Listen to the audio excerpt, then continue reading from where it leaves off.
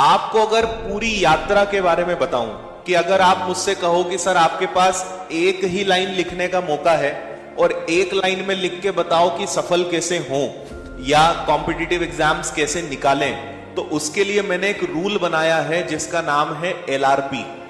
शायद आपने कभी YouTube पे मेरा कोई वीडियो देखा हो। L का मतलब होता है लर्न, R का मतलब होता है रिवीजन और P का मतलब होता है प्रैक्टिस।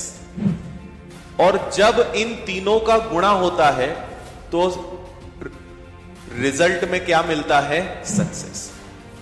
ठीक है। लर्न मतलब सीखना, जो आप अभी कर रहे हो। आप रोज आते हो, 6 घंटे समय देते हो, ये लर्निंग है। लर्निंग का रोल सक्सेस में 33% है।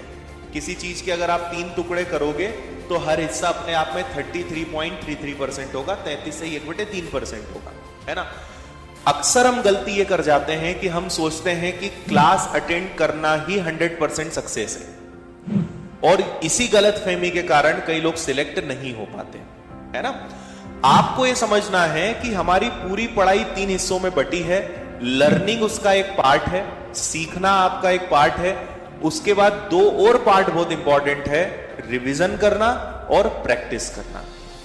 अगर आप इन तीनों चीजों को बैलेंस करोगे तभी आप सक्सेस हो पाओगे, है ना।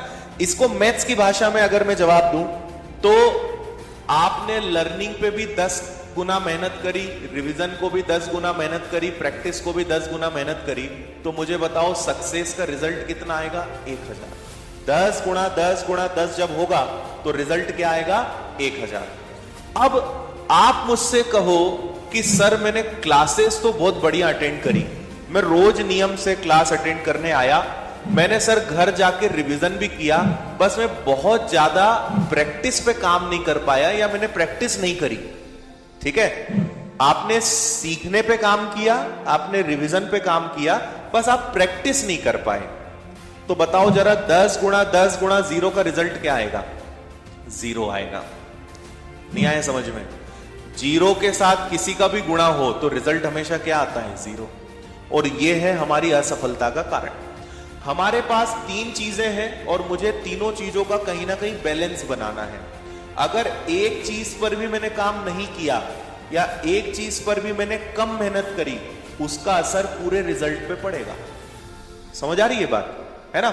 आपने लर्निंग पे बहुत काम किया, आपने रिवीजन पे बहुत काम किया, आपने प्रैक्टिस करी ही नहीं या बहुत कम करी, आपका रिजल्ट उतना ही डाउन होगा। और बाकी 2 चीजों पे आपने कितनी अच्छी मेहनत करी, आपको रिजल्ट मन माफिक अच्छा नहीं मिल पाएगा।